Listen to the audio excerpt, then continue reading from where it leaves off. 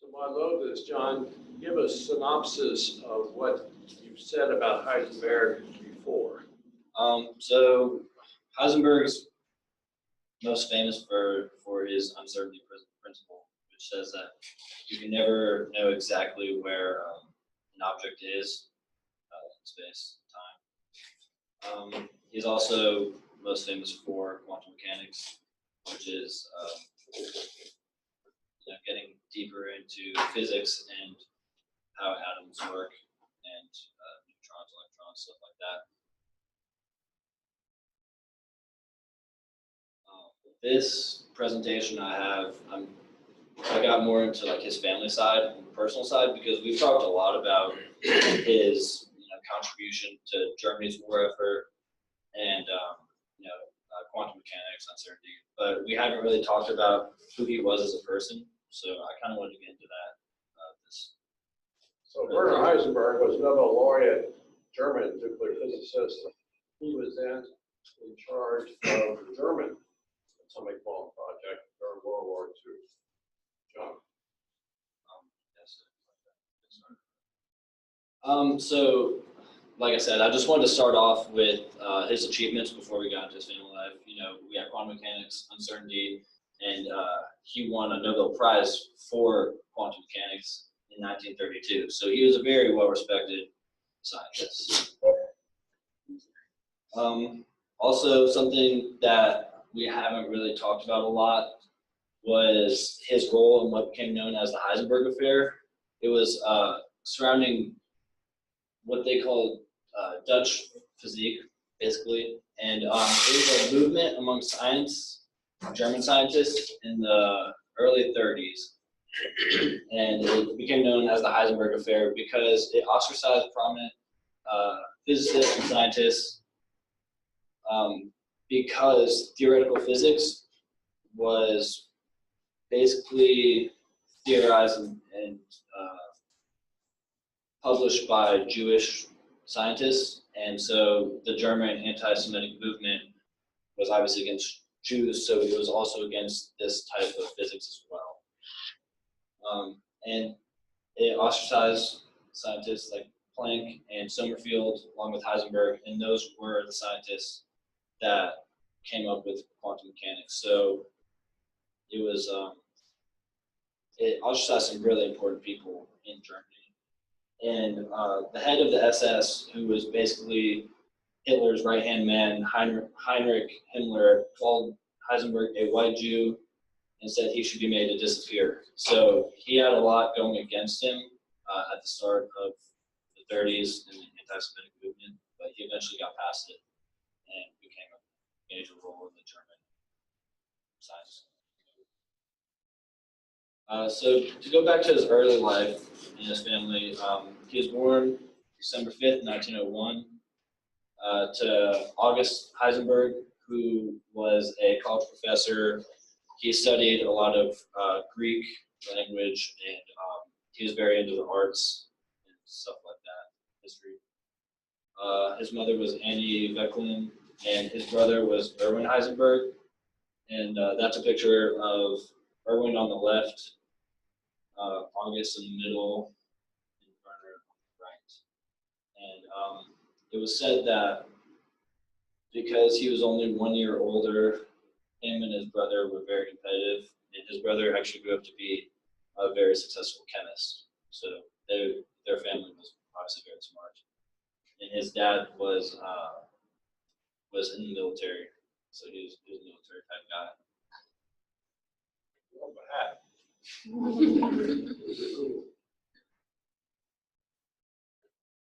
So on January 28th, he went to a music recital where he met Elizabeth Schumacher, and he actually got engaged to her 14 days later. So a lot of these scientists we've looked at, they move quickly. Last time, I don't remember who it was that got divorced and married on the same day. Oppenheimer's wife. Yeah, Oppenheimer. Yeah. So this is kind of following the same pattern. They got engaged 14 days after they met, but they were really, really in love, and they were quite obsessed with each other. And he wrote a letter to his mother. He wrote a lot of letters, which I thought was interesting. And he was really, really kind of a sensitive guy. Like he was very in touch with his emotions and wasn't really afraid to show it, which you don't really expect when you think about it. And so he wrote his mother this. He says, "Yesterday, assuming your approval, I became engaged.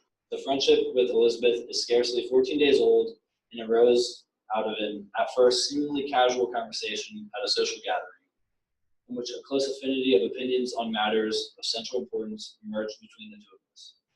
This mutual understanding, in which one, as it were, only needed to continue a conversation, begun a long time ago, soon went so deep that it seemed natural to me to ask Elizabeth whether she would like to be with me forever." So whatever they talked about, whether it was science or religion or whatever it was, whatever they talked about that night was clearly so passionate to them that they decided they knew they were going to be together forever. I know the feeling. I was married 48 years to the first person I dated. Really? This happens. And she was a physicist also. Another letter. So in the 14 days, or actually, so they were engaged for 3 months. 3 months after that 14 days, and her dad was actually pretty against the idea of them getting married at first, and so they were separated for a brief time between their engagement and marriage, and so they wrote a lot of love letters in between them. And I thought that was pretty interesting. I mean, you can tell how much he loves her just by reading this. He says, "As soon as you are here again, I want to forget everything that is not only about us. I believe it would be good in general if during the summer physics were pushed into a dark corner to be picked up again later. For first, I have more to learn from you than from all the treatises in the world." So you don't really expect a physicist, especially one as smart and talented as him, to say like forget physics, but essentially he does, and that really shows you how important she was to him, because she came above science in his work. Another letter, he says, and this is about that same time before their wedding: "My thoughts are always circling around joining our lives, that common goal in front of us, and it becomes really difficult to wait for the 29th. The truth is I already cannot quite cope without you, although I have always reminded myself that I've been able to manage for many years, and so, according to conventional wisdom, it ought to be possible still. The present mindset is reminiscent of the typical nights before a major tour in the mountains, when you toss and turn in bed in joyful anticipation of the coming morning, and with just a little trepidation, lest not all should go well." So you can kind of tell that he's struggling with being a really smart guy, because he talks about like he can't really understand why he feels that he can't live without her, because he'd done it for so long. It goes against conventional wisdom. So he kind of is struggling with balancing being so smart and driven by science and facts versus such strong emotions that he can't really figure out why he feels the way he does. So they got married, and I think it was April 29th, and 9 months to the day after their wedding day, they had twins. So it really happened fast, and they had Wolfgang and Maria. And so this is Maria, and that's Wolfgang. We have Jochen, Barbara is this one. Actually, that's Kristen, then Barbara, and then Martin on the right. And so they had 7 kids, and I thought it was really interesting. So Jochen and Martin were both very successful after him, and Jochen actually works in the United States right now at New Hampshire. He works in New Hampshire on the physics faculty. Yeah, he works in New Hampshire, so he's still relevant. And but So I found a lot about Joachim Martin. Wolfgang died, and so a lot of these other ones I still found biographies about, but there is almost no information at all about Verena. I couldn't get a birth or death date. There was not a single article or anything about her life. I don't know if she died or if something bad happened to her or what, but there's no information on the internet about her. Is your impression that she would be the youngest? She is the youngest. She was the last born, and that's her as a baby. But other than that picture, I found zero information about her, and I looked for a decent amount of time because I listed all their birth and death dates, and I wanted to get this one too, but it's not on the internet, so I don't really know where I would go to find it. Was she born in the U.S. or Germany.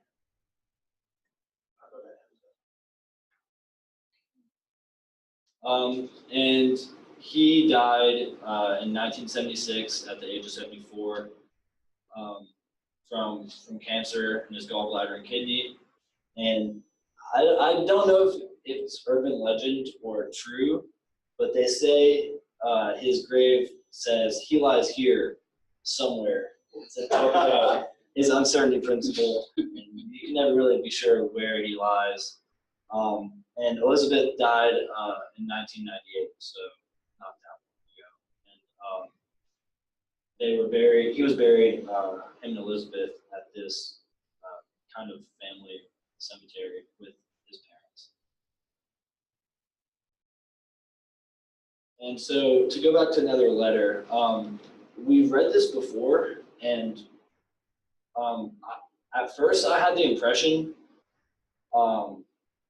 this is the one Heisenberg wrote to Bohr, where he's talking about how much he cherished his friendship and talks about the war a little bit. And when we read this, I was under the impression that came after their meeting in Copenhagen. This was actually before, so I did not know that. It was in 39, and the meeting was in 41. So he wrote this before they met and ended their relationship. And I thought that was interesting. That's obviously the famous picture of them two together before all of this. So I found a website that I was gonna try to put, just like I did with the other letters, I was gonna try to just put briefly the summary, but there's a lot of good information on this website if you want to look into it. It's what Bohr was trying to say to Heisenberg, but he never sent. And Copenhagen movie talks about it, but I want to see what the letters actually said. So if we want to look at it, we can have to.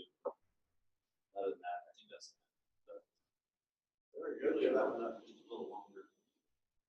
Would you leave that one? Yeah. So Jimmy, we watched last week the movie. Bohr was 15 years older than Heisenberg. His mentor in many ways, Bohr, the Nobel laureate, the great Danish physicist. They worked together on these Nobel Prize level discoveries in physics in the 20s and 30s. Germany occupied Denmark in 1940, Nazis did. And Heisenberg in 1940 became head of the atomic bomb project in Germany. Heisenberg came to see Bohr in September of 1941 in occupied Copenhagen. Not sure why. There's a movie about this called Copenhagen, based on a play. We watched the movie, it's a wonderful movie. One of the actors that played one of the James Bond played Heisenberg. And it's a movie, and in this actual happening, in September of 41, Heisenberg comes to visit Bohr, have dinner with Ola and Margareta Bohr at the Carlsberg Mansion where the top Danish scientists live rent-free. And they had a difficult dinner, hard feelings, occupied Denmark. Then they went out for a walk, as they often did before the war. They would sometimes walk for days, talking physics as they hiked these hiked around Germany or Denmark. Well, they came back after 5 minutes. Bohr was angry. Heisenberg was supposed to stay there with him that night. He didn't. He left quickly. And something went wrong on that discussion. And Bohr and Heisenberg had different interpretations of what was said and what went wrong. Those two great men never spoke to each other again after that night. Bohr died in 62, Heisenberg in 76. And the movie is about what each said happened on that 5-minute walk. Heisenberg said he was trying to tell Bohr that he, Heisenberg, could slow down the German atomic bomb effort if Bohr could get the Americans to slow down the Manhattan Project. Bohr's interpretation is that Heisenberg was pumping him for details on where the American effort stood, and that the Germans were hell-bent on building an atomic bomb ASAP. Two radically different remembrances. And John has that. Turns out we learned in the epilogue after the movie, the author said that after he wrote the play that became the movie, the Bohr archives released a letter that Bohr composed many drafts before he died in 62 to Heisenberg. They never spoke in those 20 years intervening. It was a letter, once again, recounting, I guess, his remembrance of that walk. Yeah, right? so that website actually has about 10 drafts of that one letter. Also, he wrote the letter, but he never sent this one either. He wrote a couple drafts on Heisenberg's 60th birthday to wish him, happy birthday and congratulations on having such a successful career. But he never sent that either. And that one, the gist of it was he basically said, happy birthday. Like, I hope we can come together one day and talk about what happened that night. Although, like, I haven't forgotten your part of the German effort. Like, I would like to talk about what happened. And he wrote that many times because he, I guess, couldn't figure out the way he wanted to say it. It never got sent either. Also, I found some discrepancies between the movie and what Bohr actually says. And so in the beginning of this letter, Bohr says that he says that he, first of all,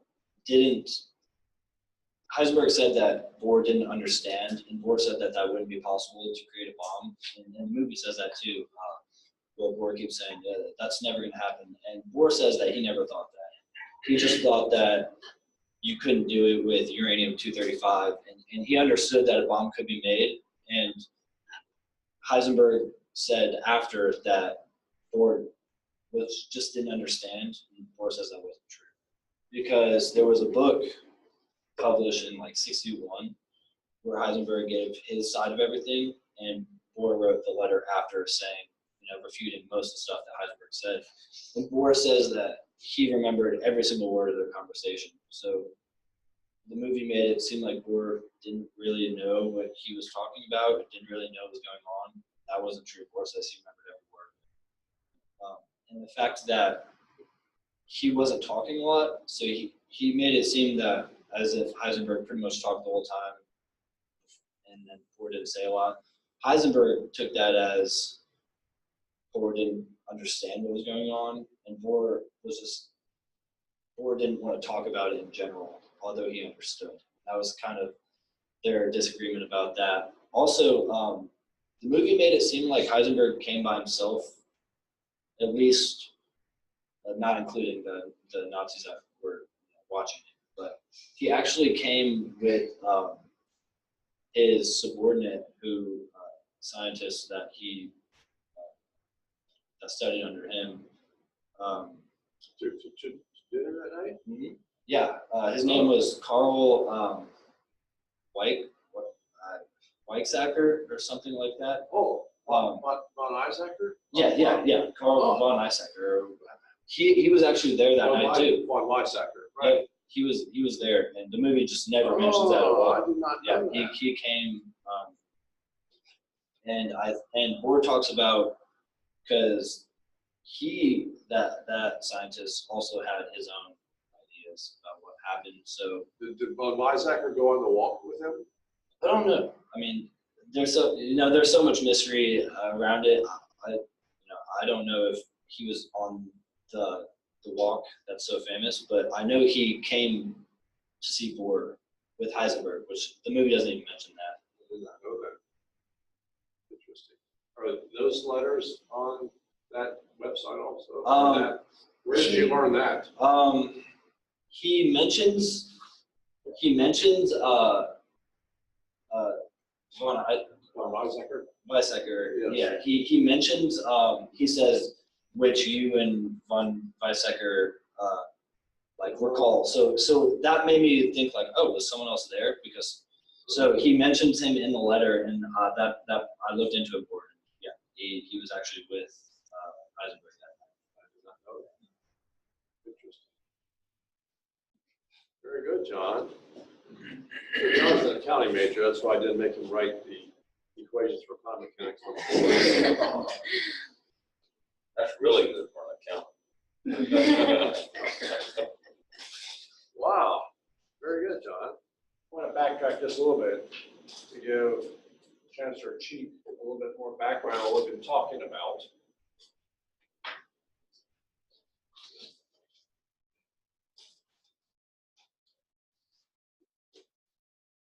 So 1939 was the time when people started to understand nuclear fission.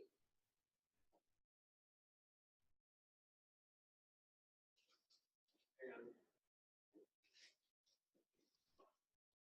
of course,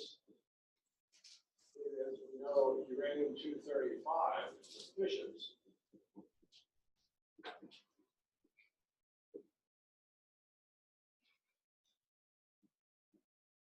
And of course, this is less than 1% of natural uranium. So all that was understood. And there were a lot of stops and starts.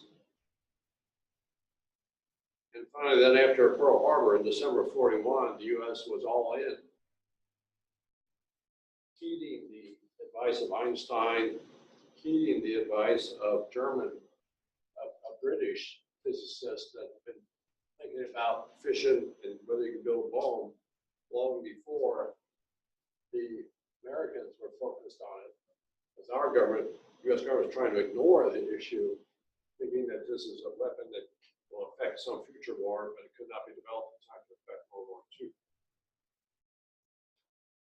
Then, so that's one question. If you're going to try and build a bomb, whether you're German or American or whatever, you're going to have to get this enriched somehow. Or thought that was technically impossible. There's no way to enrich. It's not a chemical process, of course. They have the same chemistry. So how would you enrich it?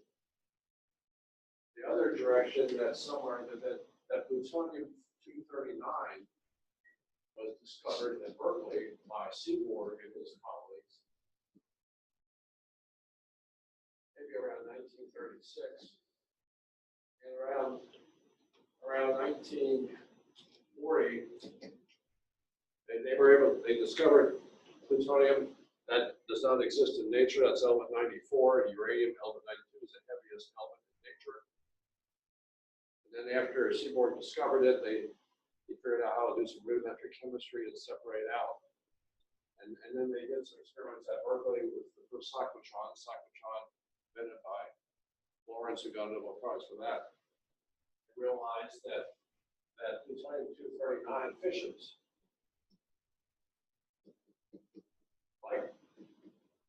like uranium-235. It's even better.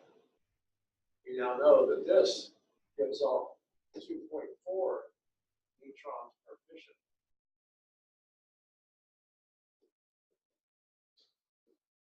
Therefore, you can do a chain reaction if you get enough uranium together in the right environment that the neutrons emitted should make it then other uranium nuclide fission make a chain reaction.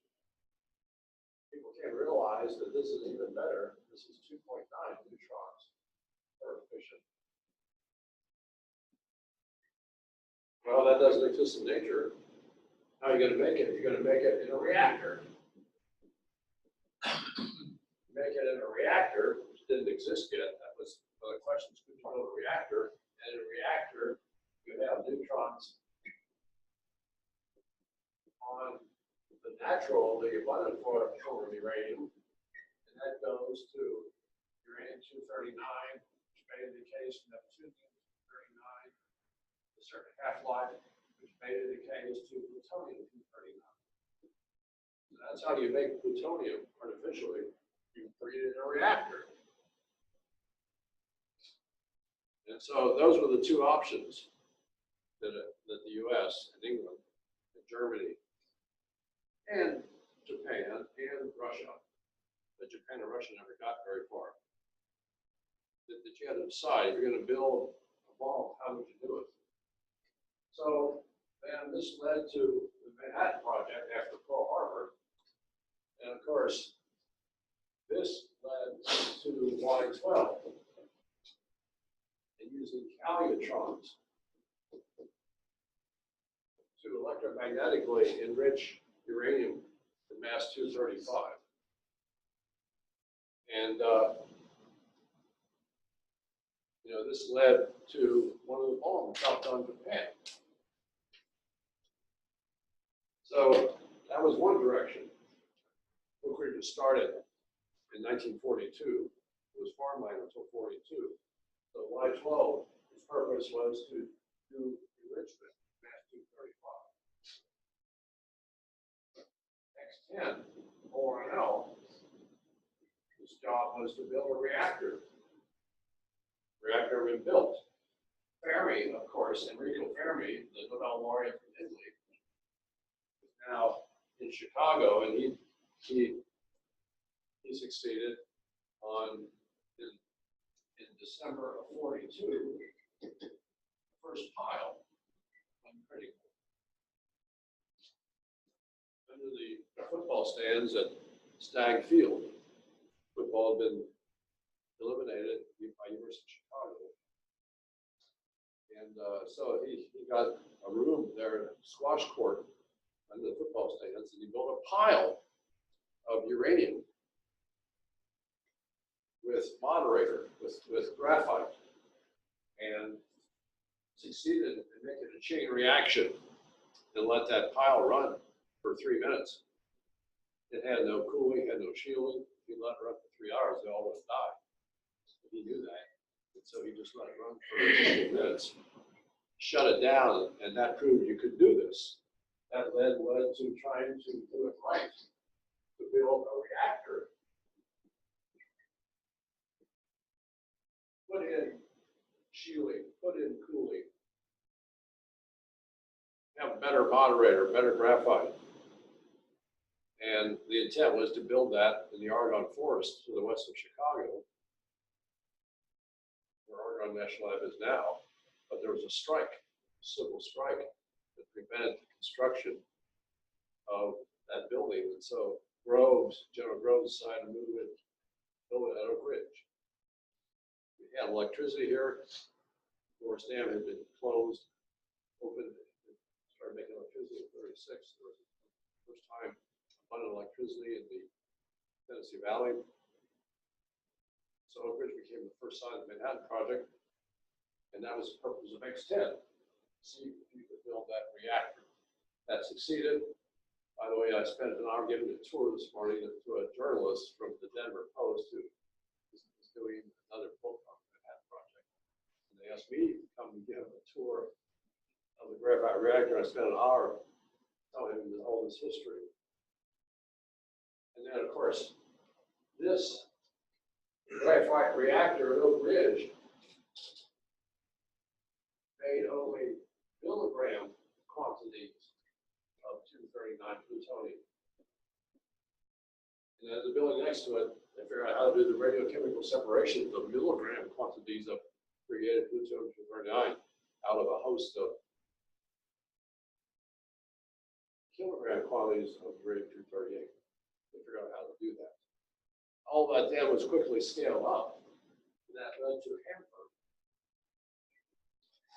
Washington. graphite reactor, scaled it up, then used water cooling this time instead of air cooling. You gotta do this right. Not 5 megawatt reactor, but 250, 3 of them. And that worked. And so this then produced kilogram quantities of plutonium-239. So Y12 was making kilogram quantities of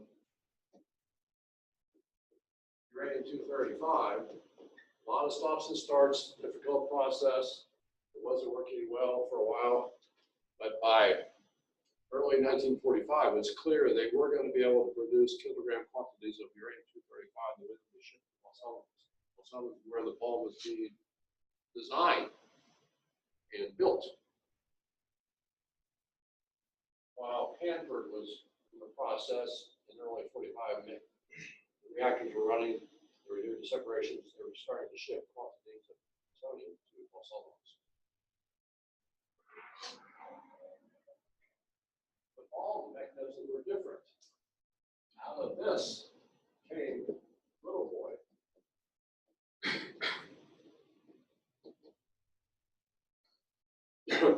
And that's a simple, uranium bomb is a simple mechanism.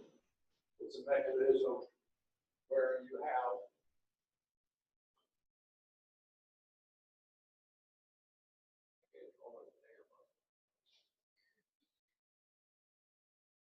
annulus of uranium-235, and then you've got the core, and you shoot it into the middle with explosives. It's a gun mechanism. Very simple, very straightforward. You shoot that core of U-235 into the middle of the ring, and when they get coincident, then voila, you've got a chain reaction, and the things go boom. You know, so it's critical mass there. And that's the explosion. That was easy to do. But that would not work. That's the Little Boy. That would not work for plutonium because that's too slow. It turns out when you make plutonium-239 a reactor, you also make like actually another neutron, plutonium-240, and that's a spontaneous. That does spontaneous fission every once in a while. And then you start to have neutrons get pre-detonation before that slow mechanism can make all plutonium coincident, and it fizzles. So they had to have a faster way. That's implosion.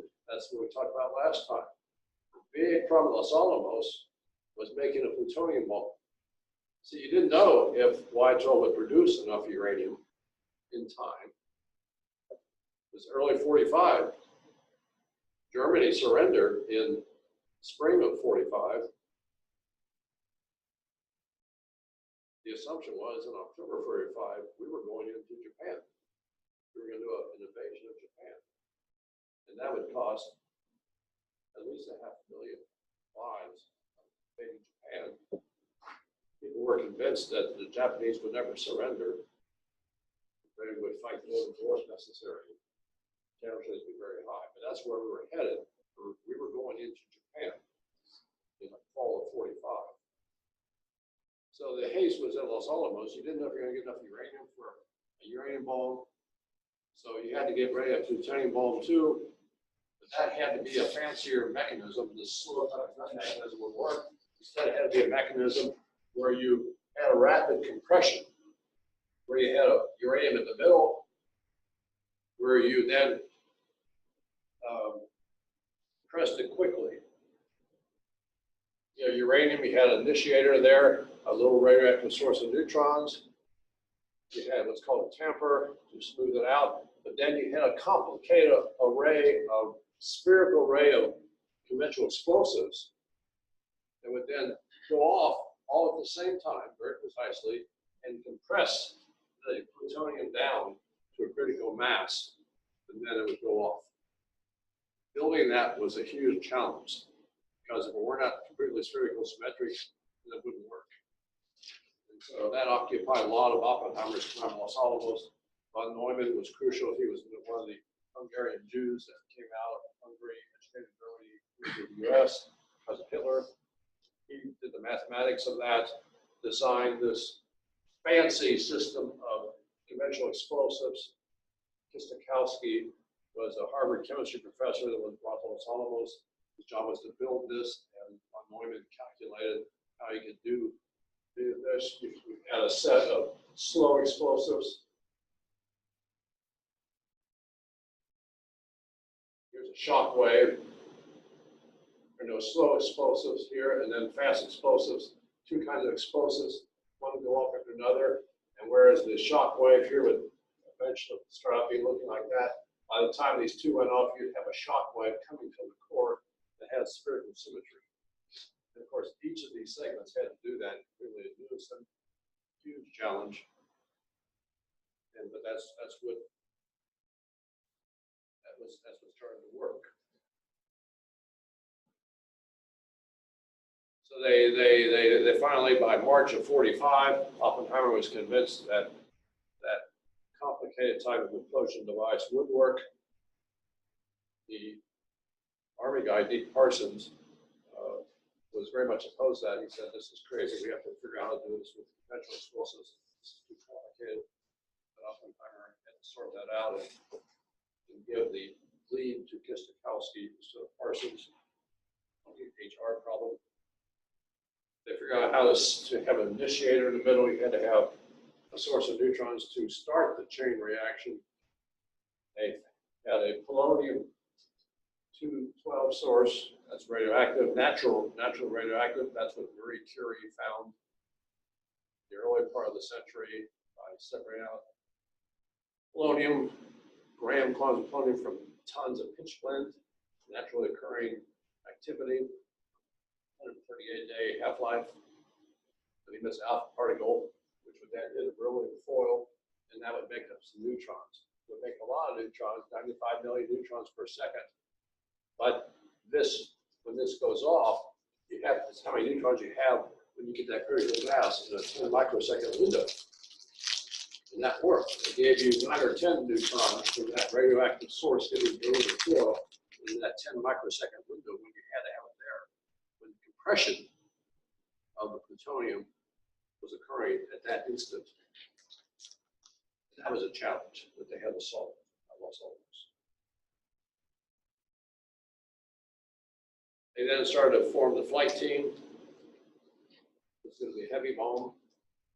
The B-29 was the new fanciest aircraft, huge airplane, 140 feet wingspan, B-29 Super Fortress, and Paul Tibbets was put in charge of getting together a group of people to learn how to fly these new huge aircraft, the B-29. They set up shop in Utah, was it? Yeah, in Utah, Wendover Field in Utah, west of Salt Lake City, where they learned these were new aircraft. You know, they tend to burn up. So the engines ran hot. The engines were made of magnesium for lightness, but then you had to be careful. They would overheat and burn.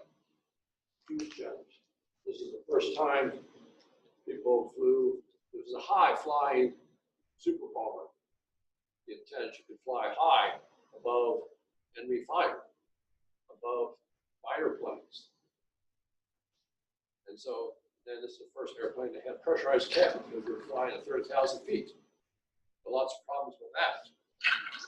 And then this atomic bomb was being designed would be heavy. You had to figure out how to put it in the bay, how you're going to drop it. You had precision. In fact, there's a lot of dummy bombs that weights. There were huge problems along the way because of not knowing about the jet stream. And these B-29s started arriving in the Pacific Saipan. We took that back.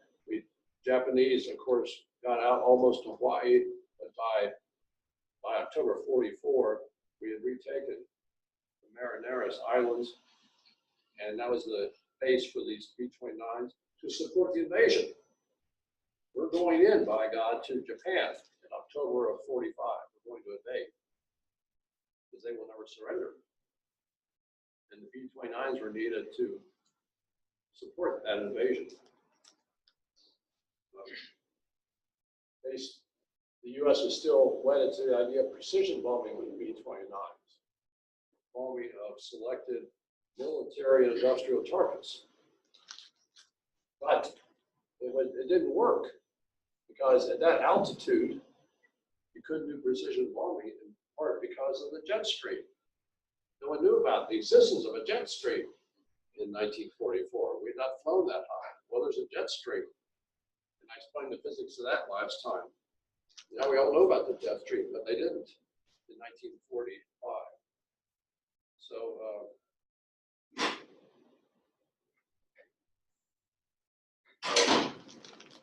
little battery problem.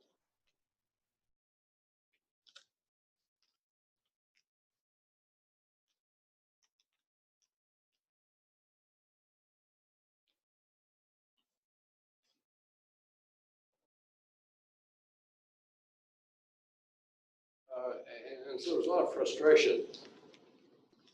The B-29 fleet was not producing results of softening up Japan. Then Curtis LeMay came in to the scene. The Hap Arnold, head of the Air Force, removed the previous commander of this armada, put Curtis LeMay in charge. He was kind of a wild man, hard drinking, hard living, tough kind of no-nonsense guy who always lived on the edge of the rules. By the way, you remember he was running mate to George Wallace, still a crazy man in 1968. Wallace ran for president on the segregationist platform. And, but he was put in charge of this because this was not working. They, because of the problems, bad weather for Japan, the only way you can predict weather for Japan is to know what the weather is in Siberia, but our allies, the Russians, wouldn't give us that information. And so it's hard to predict weather, but the engines were overheating, burning, jet stream, we didn't understand. And this wasn't working, so that's why Curtis LeMay was put in charge. And then, came the idea of firebombing. First, in Dresden, the Germans were on their last leg but refused to surrender. And so we firebombed Dresden in February of 45. And this is bombs not to kill people, but to set fires, not just fires, but have a conflagration, a real firestorm that would just vaporize everything. Many people died, not so much by fire or by bombs, but by suffocation. Got this, sucked the air out, this huge fire. Well, that proved you could destroy a city by incendiary bombs. Iwo Jima occurred. Iwo Jima is here. Our base for the B-29s were here. We're going in here. So we had to get to Iwo Jima. That was, the Japanese dug in there big time. That was halfway, a good radar station. They were sending aircraft to give trouble to the B-29 armada here. And so that was the famous, we decided to take Iwo Jima, a little patch of land, volcanic land, 7 square miles, nothing island, but it was needed. Japanese dug in big time. They knew the reinforcements were not coming. The idea was fight to the death, kill as many American invaders as you could, hopefully discourage the Americans from attacking the homeland. Because the Japanese knew we were coming. It was a terrible battle, though, that month, from February to March. 60,000 Americans attacked. The carnage was awful. 20,000 Japanese died, only 1,000 were captured. That was their motif, fight to the death, kill as many invaders as you could. Why didn't we try the incendiary? Was it just, it wouldn't have burned? Yeah, not much there. They were all dug in. Wouldn't have had much effect. It's too small. So invasion was the only way. Very bloody. And everybody realized it was a war of extermination by that time. but it worked. But the toll was high, and that put more pressure on Curtis LeMay. And so he then decided to do incendiary bombing of Japanese cities. And one of the first was Tokyo, and he decided to do it low altitude, where you can really increase the precision. Going down to 30,000 feet, but 7,000 feet, they realized that Japanese were not doing so well, that they didn't have many anti-aircraft guns protecting Tokyo. They didn't expect to attack Tokyo. So they took out all the guns from the B-29 so they could load up more incendiary bombs, flew in low, not expecting any flak, didn't get any. And so, the people that reported LeMay thought this guy's gone nuts. This is not precision bombing anymore. This is just trying to burn down a southern part of Tokyo with these fireballs. But that's what they did. March the 9th, over 300 B-29s dropped 2,000 tons of incendiary bombs on a certain part of Tokyo next to the Imperial Gardens. So and then he went on to attack other cities. That was made worse by there was a 28-mile-per-hour wind at night, and so 100,000 people died. Most homes were burned down by this raging fire started by the star bomber. Then LeMay bombed other cities, 3 other cities right thereafter. So that was the campaign. No more precision bombing. It was destroy as much as you can, break the will of the people and the government. By this time, finally, after stops and starts, the Calutrons at Y-12 were working, and there were small amounts of 200 grams a day was coming out of enriched uranium-235. It was shipped piece by piece to Los Alamos by soldiers dressed as businessmen with briefcases, which had enriched uranium-235 in it. They'd take a train to Chicago, then take another train to New Mexico. And so that was going on. At the same time, production of plutonium-239 by early 45 was starting to work, and they were sending by truck, protected truck to Los Alamos, increasing quantities of plutonium-239. And so the flow was starting. Germany was on its heels. Didn't surrender until spring. I forget which month. Do you remember which month? April, March, right? So Germany was on its heels, and so Alsace was the mission set up by General Groves to go in as we took more of Germany. So we landed on Normandy in June of 44. That's when the invasion of Europe started, June of 44. A tremendous story. And we were then advancing, trying to get into, take France back into Germany and so on. The Russians were coming from the east on Germany. It was competition. These were our allies, presumably, but it was who's going to get to which part of Germany first. And so Alsace was the mission that Groves set up to go into Germany to find out, just behind the troops taking Germany back, where was their Manhattan Project in its effect. If they had an atomic bomb ready to go to use as the last gas, drop it on London, we need to know that, because early in the war, we felt Germany was a year ahead of us in their bomb project.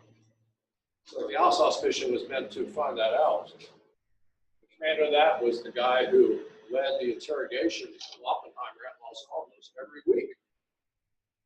Groves had to get Oppenheimer to be head of the Manhattan Project because he was the most respected physicist in the country. The security people said, you can't take Oppenheimer. His girlfriend used to be married to a communist. His wife used to be married to a communist sympathizer. She got 3 husbands before. This guy, it can't be trusted. The Groves needed Oppenheimer, but the secure people questioned Oppenheimer every week throughout Los Alamos, trying to trip him up about to get inconsistencies about his communist friends from the 30s. But this guy, Pash, then led the Alsos mission. Samuel Goudsmith was a physicist who was part of that. So after Normandy invasion, they followed the team. They actually, this little group got to Paris first. Before the troops got there, after the Germans left Paris, they talked to Frederic Joliot, his son-in-law Marie Curie, and doing all the fission experiments in Paris. He didn't know much about the German effort. They went down to Strasbourg, found some information. They were looking for where's Oak Ridge? Where's Los Alamos in Germany? The German papers they found in Strasbourg indicated that there had been 1,200 tons of uranium ore that was brought to Germany from the Belgian Congo in 1940. So where was it? That was going to be the feedstock for their reactor project, if that's where Heisenberg was headed. They really know that Heisenberg choose to do enrich uranium. He had the ore, or he was going to build a reactor to make plutonium. That was discussed in the movie too, we watched. And so they were going around Germany. They went down to Heidelberg. They went to pick up Walter Botha.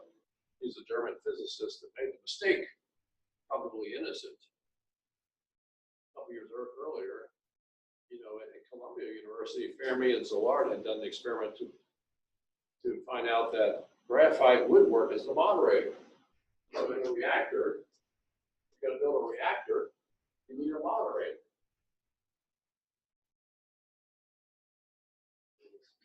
That's all. You need a moderator. At Oak Ridge, we have the graphite reactor, it's called. Graphite is the moderator to slow down the neutrons to make the chain reaction work. Walter Botha did the same experiment as Fermi and Szilard at Columbia, but probably had impure graphite, would not work because it would suck up, would absorb too many neutrons. So they went to heavy water. The German reactor project was based on heavy water. That's one reason the Nazis took Norway, because they had a heavy water plant outside of Oslo. So they had to find that. They learned that maybe the supply uranium would be up north in Strasbourg. They had to get there before the Russians got there to take possession. And they did it. They got there in April, took possession of 1,100 tons, just barely beat the Soviet army there to take possession of the uranium ore. Then they went looking for the main site. There was some indication that Heisenberg and Hahn and von Laue and the other scientists had moved somewhere south Germany to set up their effort to make the bomb. Finally, they found that Haigerloch was rumored to be the site where the reactor, the German reactor, was being built. And so they hustled down to southern Germany, the Alsace team, and they found the reactor at Haigerloch. Haigerloch is down here. You see here's Stuttgart, here's Heidelberg, Frankfurt is up there, a little above Heidelberg. There's Zurich, Switzerland. So in southern Germany, there's Tübingen. Of course, here's France, Strasbourg. My family, the Riedinger family, comes from somewhere here, apparently. I've never been able to track that down. That's where my lineage came from. And so they got down to Haigerloch, which is there. And they found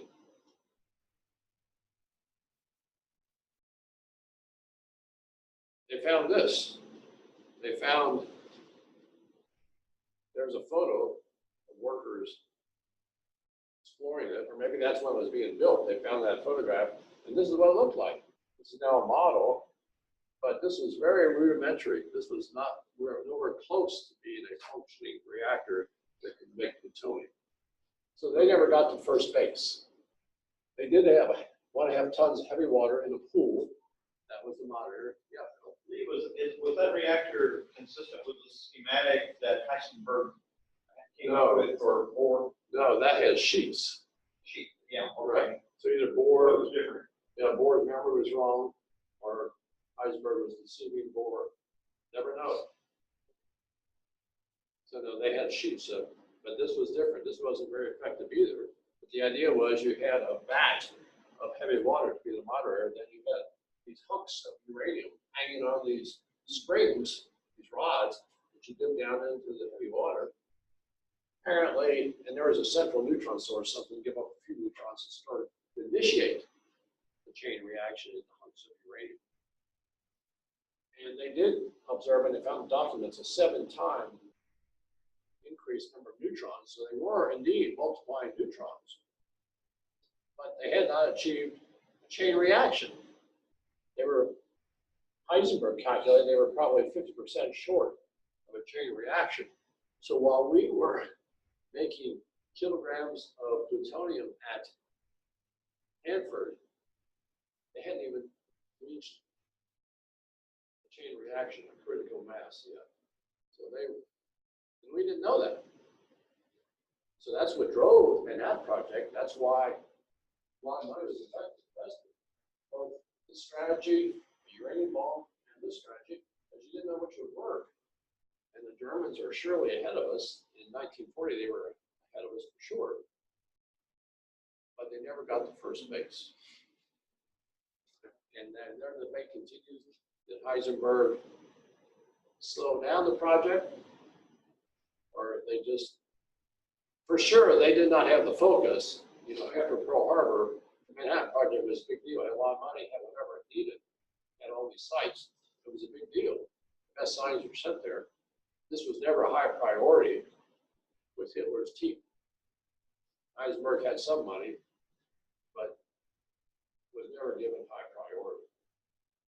So it's a combination of reasons, but they were not close to an atomic bomb. But we didn't know that until spring of 45.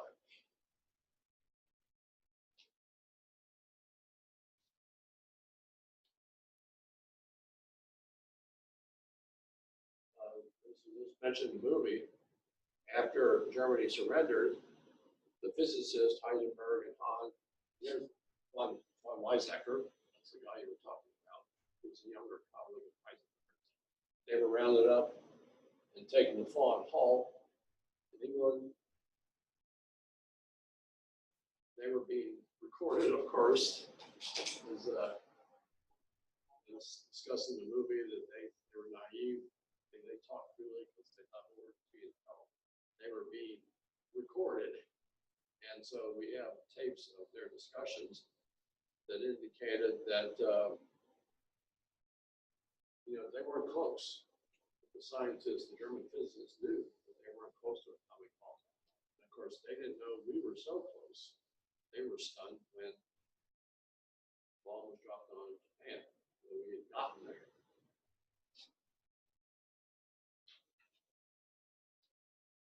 Things were progressing rapidly in Los Alamos. This is now late 1944. They were getting material. And one more crucial experiment was done by Otto Frisch. Remember Frisch? He was the Austrian nephew of Lisa Meitner, the Austrian, worked with Hahn in Berlin. That group did the seminal experiment in December 38 and say, my God, uranium splits into pieces when you hit the neutron. First in the world to understand that crucial fact. Hahn was, Frisch was an Austrian Jew, and so then, of course, like his aunt, when Hitler took Austria, he was then a German Jew, he had to go. So he went to England, to Copenhagen, to England. Now he was at Los Alamos. And he did an important experiment. This is kind of a subtlety, but see, a reactor works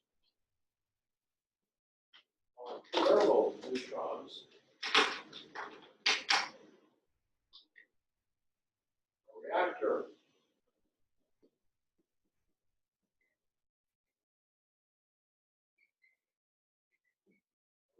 uses thermal or slow neutrons. That's why you need a moderator. You need a moderator to slow down the neutrons given off when uranium fissions. Make them slow enough to increase the likelihood that the next uranium nucleus will fission. And people understood the physics of that by this time. But a bomb can't have a moderator. That was some of the confusion in 41 when Heisenberg met Bohr. Did he understand that what John said, maybe from what von Weizsäcker said, maybe Bohr did understand, but the movie was depicted as Bohr thought, well, how are you going to make a bomb? Because you need a moderator, you need slow neutrons to make this work, and that can't be a bomb. That's right. But then what this experiment is about is that a bomb has fast neutron fission. No moderator needed.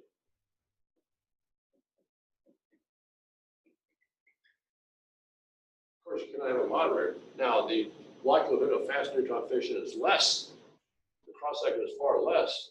But, you know, if you've got 20 kilograms of uranium-235 and you make it go off, that's enough.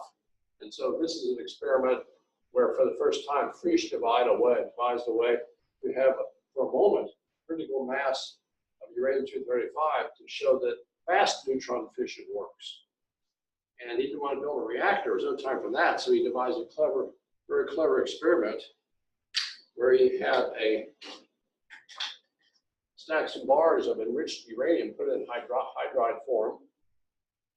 And so this is now enriched uranium that he'd gotten from Oak Ridge, enriched to 80%. So it was bomb-ready material. And he kept he had a pile of this, but a central slug missing, so it wouldn't be critical. It wouldn't start a chain reaction. And he used gravity, he just dropped that central slug down, let it fall through this pile of uranium, and it would take a few milliseconds for gravity to pull that through. And in those few milliseconds, he observed 10 to the 15th neutrons. In that milliseconds, when you had a critical mass, you had a chain reaction, but it lasted for only a few milliseconds. Then you could see it went off in a few milliseconds. He saw that he observed 10 to 15 neutrons. He saw an increase in temperature of 2 degrees Celsius per millisecond. Coincidence? Well, this proved that it would work. The little boy would work, because this was now showing that fast neutron fission does work with uranium-235. And that was an important step. Little boy should work. He did that experiment on April 12th, 1945. That was a critical day. That's the same day that Oppenheimer wrote to Groves saying that this implosion technique shall work. It works for plutonium bomb. It's the same day that LeMay did the first one of the incendiary raids on dropping firebombs on Tokyo. And Nishino was the Japanese nuclear physicist that was working at Riga on their very limited atomic bomb project, far behind the Germans even. But that lab got destroyed that day in that firebomb raid. And that was the day that President Roosevelt died, at age 63. He was in his third term. He got elected in 32, the time of chaos in the US, economic chaos after the Great Depression. He brought the country back together. He served through the attack on Pearl Harbor. He was sick, you know, he was confined to a wheelchair because he had polio. Public didn't know that. Public didn't know he had polio, that he couldn't stand up. Because when he gave a speech, he could be stood up behind a lectern, and that's what the photographs were about. So he died of a massive cerebral hemorrhage in Georgia at age 63. And that meant the next day, Harry Truman was sworn in as president of the U.S. And I'll tell you more of that next time. So I just summarize what goes next. So first of all, you see, let's see, who was, I forget who his vice president was his second term. But when Roosevelt ran again,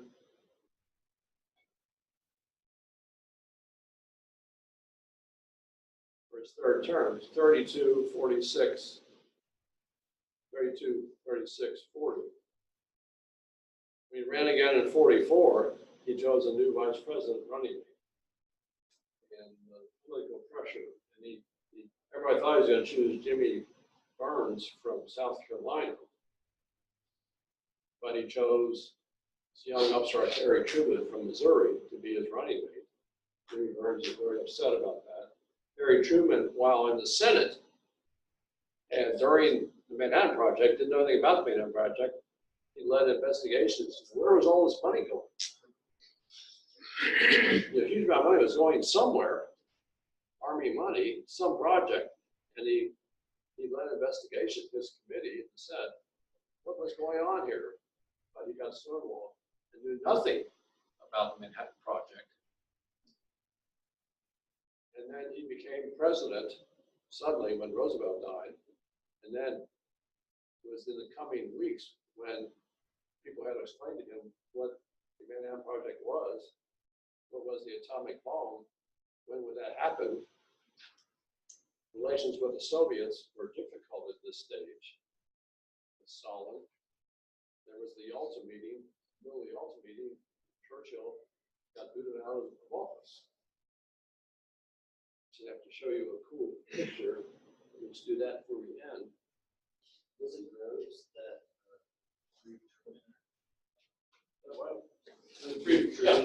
Yeah, Groves did, yes. Yes.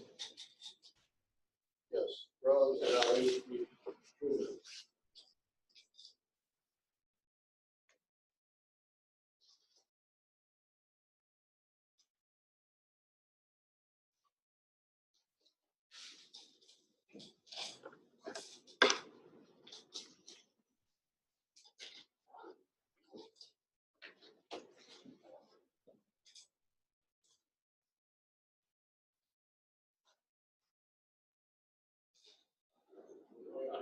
Henry Wallace.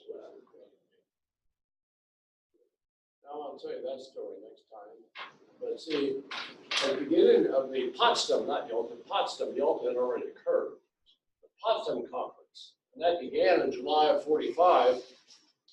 There's President Truman, there's Stalin, and there's Churchill. By the end of the Potsdam Conference, it was now Clement Attlee instead of Churchill. So Churchill's party lost that election. He lost being prime minister. Stunning thing. And so you see, this was an important thing. Truman had to show he was a tough guy in his relationship with Stalin.